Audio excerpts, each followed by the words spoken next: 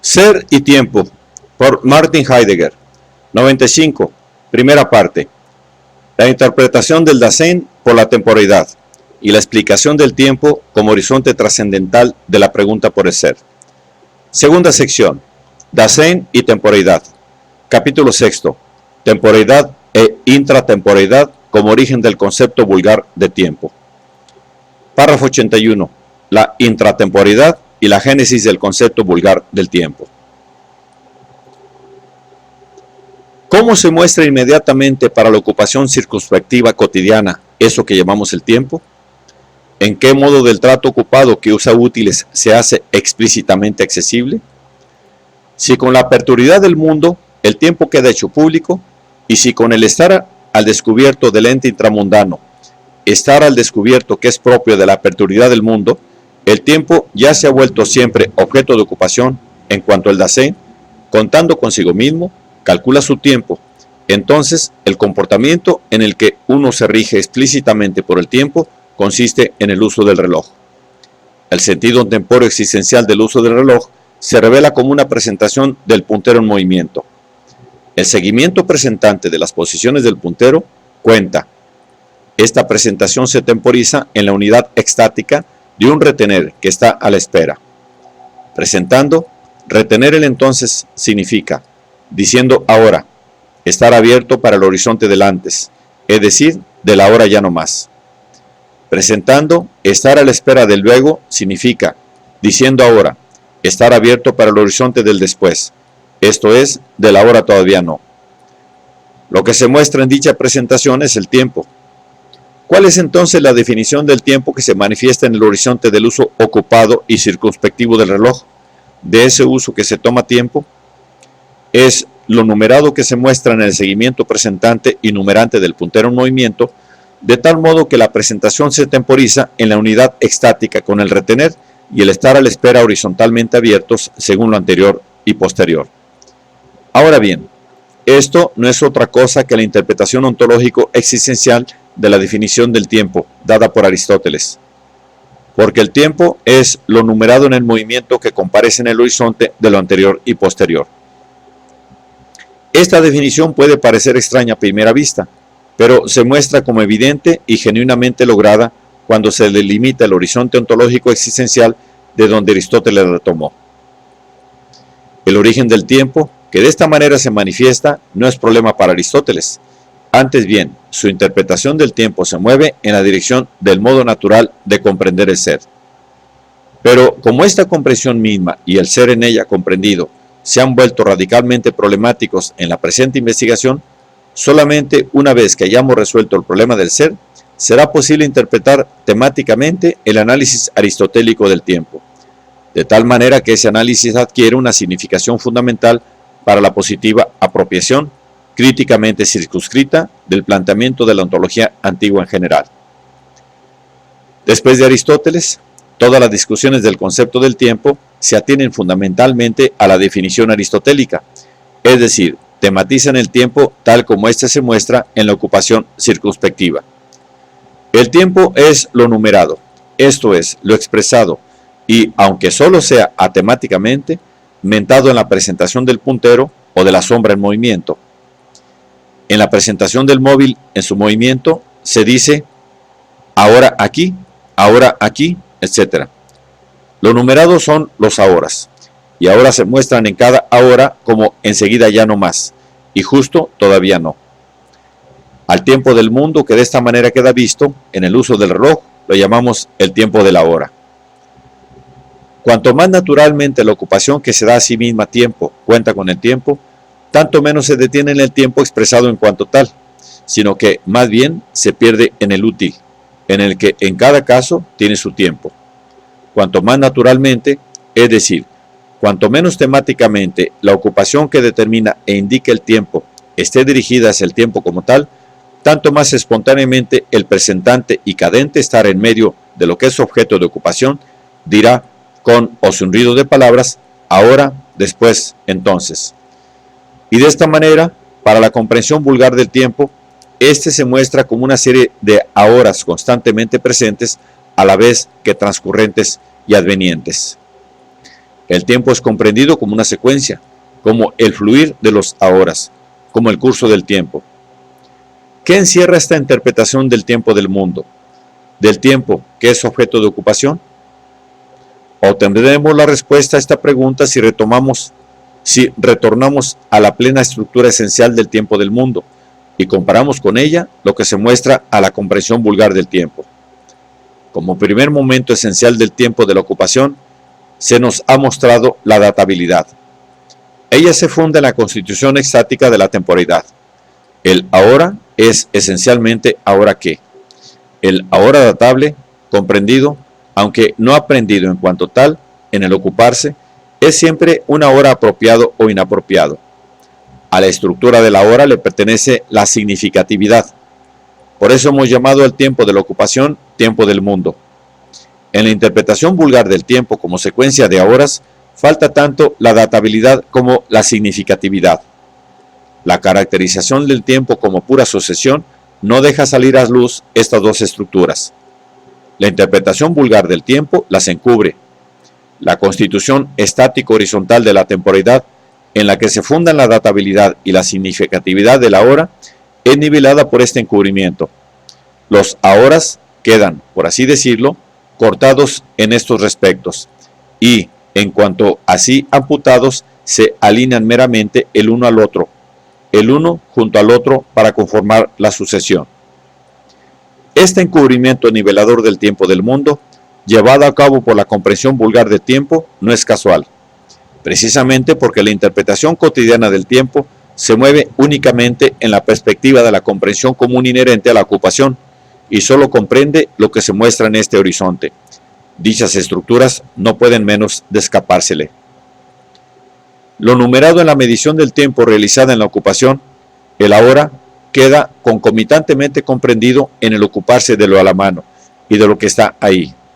Ahora bien, cuando este ocuparse del tiempo vuelve sobre el propio tiempo concomitantemente comprendido y lo observa, ve los ahoras, que sin lugar a duda están presentes también de alguna manera en el horizonte de aquella comprensión del ser por la que este ocupante mismo está constantemente dirigido. Por consiguiente, de alguna manera también los ahoras están compresentes, es decir, el ente comparece y también comparece el ahora.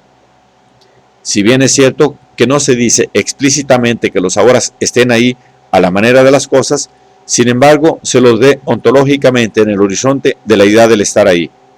Los ahoras pasan, y una vez que han pasado, conforman el pasado. Los ahoras vienen, y al hacerlo, circunscriben el porvenir. La interpretación vulgar del tiempo del mundo, como tiempo de la hora, no dispone en absoluto de un horizonte para hacer accesible eso que llamamos el mundo, la significatividad y la databilidad. Estas estructuras quedan necesariamente encubiertas, y tanto más cuanto que la interpretación vulgar del tiempo afianza más aún este encubrimiento por el modo como ella desarrolla conceptualmente su caracterización del tiempo. La secuencia de los ahoras es concebida como algo, en cierto modo está ahí, porque ella misma cae dentro del tiempo. Decimos, en cada ahora es ahora, y en cada ahora ya se ha desvanecido el ahora. En cada ahora, el ahora es ahora, y está, por ende, constantemente presente como él mismo, aunque también en cada ahora advenga y desaparezca cada vez un nuevo ahora. Aunque, cambiando de este modo, el ahora da muestras a la vez de una constante presencia de sí mismo, y por eso ya el propio Platón, desde esta perspectiva del tiempo como la secuencia de los ahoras que vienen y se van, se vio forzado a llamar al tiempo la imagen de la eternidad. La secuencia de los ahoras no tiene interrupción ni lagunas. Por más que progresemos en la división de la hora, este seguirá siendo un ahora. La continuidad del tiempo se ve en el horizonte de algo que indisolublemente está ahí. Es en la orientación ontológica por el ente que está ahí de un modo constante, donde se busca solucionar el problema de la continuidad del tiempo, o donde se lo deja subsistir como aporía. En ambos casos, habrá de quedar encubierta la específica estructura del tiempo del mundo, según la cual el tiempo, a una con la databilidad estáticamente fundada, es tenso. La tensidad del tiempo no queda comprendida desde la extensión horizontal de la unidad estática de la temporalidad que se ha hecho pública en el ocuparse del tiempo. El hecho de que todo ahora, por brevísimo que sea ya cada vez una hora, tiene que ser comprendido en función de algo aún exterior. Vale decir, en función de aquello de donde todo ahora procede. La extensión estática de la temporalidad, que es ajena a toda continuidad de un ente que está ahí, pero que constituye, sin embargo, la condición de posibilidad para el acceso a algo continuo que está ahí. La tesis fundamental de la interpretación vulgar del tiempo, según la cual el tiempo es infinito, manifiesta del modo más elocuente la nivelación y el encubrimiento del tiempo del mundo implícitos en esa interpretación, y, por ende, la nivelación y el encubrimiento de la temporalidad en general. El tiempo se presenta, por lo pronto, como una sucesión continua de los ahoras. Todo ahora es también un denantes, o correlativamente un enseguida. Si la caracterización del tiempo se atiene primaria y exclusivamente a esta sucesión, será principalmente imposible encontrar en ella un comienzo y un fin. Todo último ahora es ya siempre, en cuanto ahora, un enseguida ya no más, es decir, es tiempo en el sentido del ahora ya no, en el sentido del pasado. Todo primera hora es siempre un denantes todavía no, y por ende es tiempo, en el sentido del ahora todavía no, en el sentido del porvenir. El tiempo es, por consiguiente, infinito en ambas direcciones. Esta tesis acerca del tiempo solo es posible por referencia al flotante en sí, de un transcurso simplemente presente de ahoras.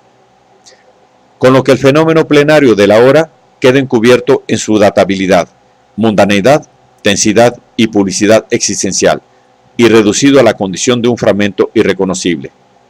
Si se piensa hasta el fin la secuencia de los ahoras en la perspectiva del estar ahí o no estar ahí, jamás será posible encontrar ese fin. Del hecho de que este modo de pensar el tiempo hasta el fin deba pensar siempre más tiempo, se infiere que el tiempo es infinito. Pero, ¿en qué se funde esta nivelación del tiempo del mundo y este encubrimiento de la temporalidad? En el ser del Dasein mismo, que ya hemos interpretado de un modo preparatorio como cuidado. En su cadente estar arrojado, el Dasein se halla inmediata y regularmente perdido en aquello de lo que él se ocupa.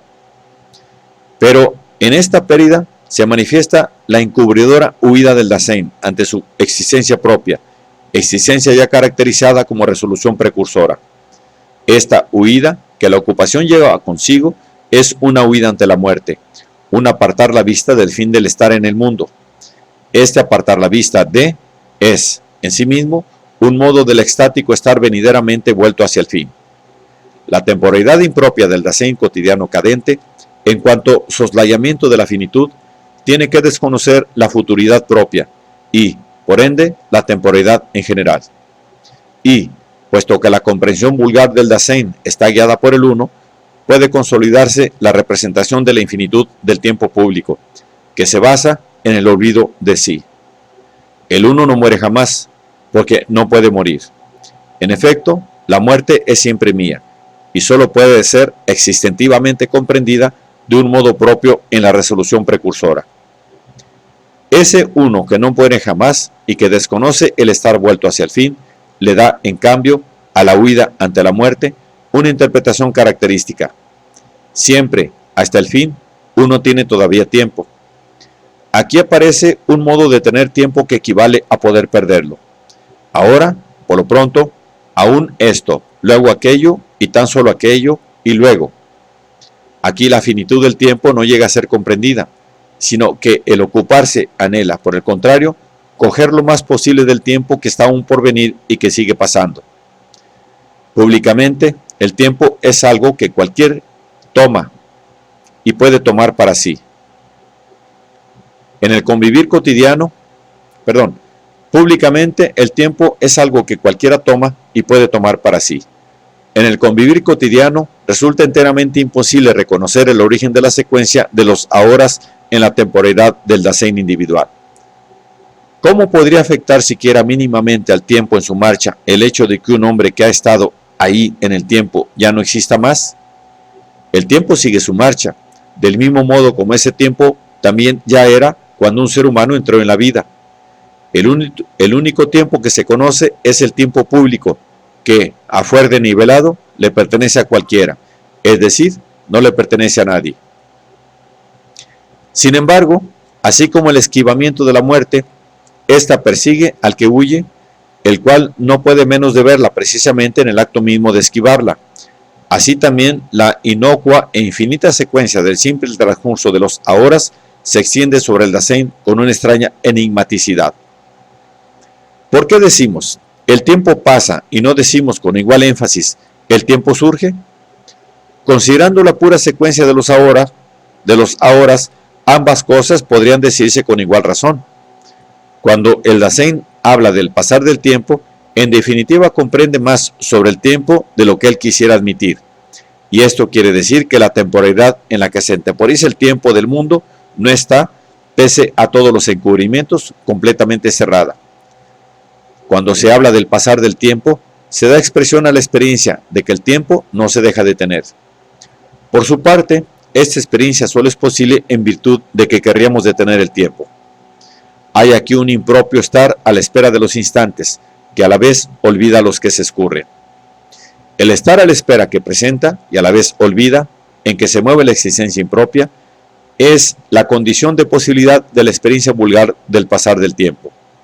Puesto que el Dasein es venidero en su anticiparse, debe, estando a la espera, comprender la secuencia de los ahoras como escurridiza y pasajera. El Dasein conoce el tiempo fugitivo desde el fugitivo saber de su muerte. El modo de hablar que enfatiza el paso del tiempo es como un reflejo público de la futuridad finita de la temporalidad del Dasein. Y como la muerte puede permanecer encubierta incluso cuando se habla del paso del tiempo, el tiempo se muestra como un pasar en sí. Pero incluso en esta pura secuencia de ahoras que es pasajera en sí misma, el tiempo originario se manifiesta a través de toda nivelación y encubrimiento. La interpretación vulgar determina el curso del tiempo como una sucesión irreversible. ¿Por qué el tiempo no se deja revertir? De suyo, y justamente cuando se fija la mirada tan solo en el flujo de los ahoras, no es posible ver por qué la secuencia de los ahoras no habría de reorientarse alguna vez en dirección inversa. La imposibilidad de la inversión tiene su fundamento en el hecho de que el tiempo público se origina en la temporalidad, cuya temporización, primariamente venidera, marcha extáticamente hacia su fin, de tal manera que ella ya es en versión al fin. La caracterización vulgar del tiempo como secuencia infinita, pasajera e irreversible de los ahoras se origina en la temporalidad del Dasein cadente. La representación vulgar del tiempo tiene su justificación natural. Ella pertenece al modo de ser cotidiano del Dasein y a la comprensión del ser inmediatamente dominante. Por eso, inmediata y regularmente también, la historia es comprendida en forma pública como acontecer intratempóreo. Esta interpretación del tiempo solo pierde su derecho exclusivo y preferencial cuando pretende proporcionar el verdadero concepto del tiempo y estar en condición de esbozar el único horizonte posible para su interpretación teórica. Ya hemos visto, por el contrario, que solo a partir de la temporalidad del Dasein y de su temporización llega a ser comprensible por qué y cómo el tiempo del mundo pertenece a dicha temporalidad. Solo la interpretación de la estructura plena del tiempo del mundo, lograda a partir de la temporalidad, proporciona el hilo conductor para llegar a ver el encubrimiento que tiene lugar en el concepto vulgar del tiempo y para apreciar la nivelación de la estructura estático-horizontal de la temporalidad. Pero la orientación por la temporalidad del Dasein hace a la vez que sea posible mostrar la procedencia y la necesidad fáctica de este encubrimiento nivelador y poner a prueba la legitimidad de las tesis vulgares acerca del tiempo. En cambio, la temporalidad resulta, inversamente, inaccesible dentro del horizonte de la comprensión vulgar del tiempo. Pero, como el tiempo de la hora no solo debe orientarse primariamente a la temporalidad en orden a su posible interpretación, sino que previamente se temporiza a sí mismo en la temporalidad impropia del Dasein, está justificado que, tomando en cuenta que el tiempo de la hora deriva de la temporalidad, llamemos a esta última el tiempo originario. La temporalidad estática horizontal se temporiza primariamente desde el futuro. En cambio, la comprensión vulgar del tiempo ve el fenómeno fundamental del tiempo en el ahora, en ese ahora puro, cercenado en su plena estructura, al que se llama presente. De ahí se sigue que, en principio, tendrá que ser imposible aclarar y más aún derivar a partir de este ahora el fenómeno estático horizontal del instante, que forman parte de la temporalidad propia. Parejamente, tampoco coincide en el futuro estáticamente comprendido el luego datable y significativo y el concepto vulgar de futuro, en el sentido de los puros ahoras aún no llegados y todavía por venir. Tampoco coinciden el estático haber sido, el entonces, en aquel tiempo, datable y significativo, y el concepto del pasado en el sentido de los puros ahoras que ya transcurrieron. El ahora no está preñado del ahora todavía no, sino que el presente brota del futuro en la unidad estática y originaria del temporizarse de la temporalidad. Aunque la experiencia vulgar del tiempo inmediata y regularmente solo conozca el tiempo del mundo, sin embargo, también admite siempre para él una muy particular referencia al alma y al espíritu. Esto sucede incluso allí donde el cuestionar filosófico se encuentra aún muy lejos de buscar su primaria y expresa orientación en el sujeto. Basten aquí dos testimonios característicos. Aristóteles dice: si no hay otra alma o alma, es imposible tener un momento de congelación. San Agustín, por su parte, escribe: me parecía de ahí que no es nada más que otro momento o extensión, pero de lo que no sé, y es sorprendente, sino de la mente. De esta manera, la interpretación del Dasein como temporalidad tampoco queda, en principio, fuera del horizonte del concepto vulgar del tiempo. Ya Hegel intentó mostrar expresamente la conexión del tiempo de la comprensión vulgar con el espíritu. En cambio, para Kant, el tiempo es ciertamente subjetivo, pero queda junto al yo pienso, sin vinculación junta con él, sin vinculación alguna con él. La fundamentación hecha explícitamente por Hegel de la conexión entre el tiempo y el espíritu es especialmente apropiada para ilustrar indirectamente la procedente interpretación del Dasein como temporalidad y la demostración del origen del tiempo del mundo en esa temporalidad.